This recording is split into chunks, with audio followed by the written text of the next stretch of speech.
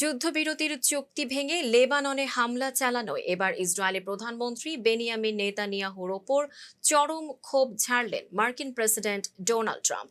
মার্কিন সংবাদ মাধ্যম এক্সিওসের বরাতে জানা গেছে, সোমবার এক উত্তপ্ত ফোনালাপে নেতানিয়াহুকে সরাসরি পাগল ও নিমক হারাম বলে গালমন্দ করেছেন ট্রাম্প। সূত্র জানায়, লেবাননের বৈরুতে নতুন করে ইসরায়েলি হামলার পরিকল্পনার খবর পেয়েই নেতানিয়াহুকে ফোন করেন ট্রাম্প।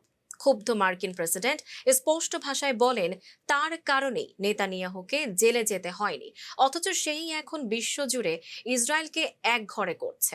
জীবন অবাক না করলে কে করবে? 28% মিল্ক ফ্যাটের অবাক করার সাথে ফ্রেশ মিল্ক পাউডার। জীবন অবাক করুক প্রতিদিন।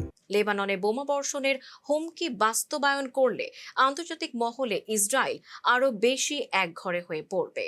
ট্রাম্পের হুঁশিয়ারির পর ট্রুথ সোশ্যালে তিনি বলেন, হিজবুল্লাহ বা ইসরায়েল কেউই আর হামলা চালাবে না।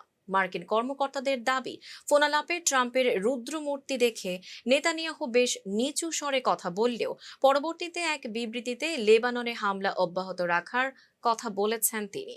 বিশ্লেষকদের মতে, ট্রাম্পের এই ফোনালাপ যুক্তরাষ্ট্র ইসরায়েল সম্পর্কের ভেতরের ফাটলকে প্রকাশ্যে এনে দিয়েছে।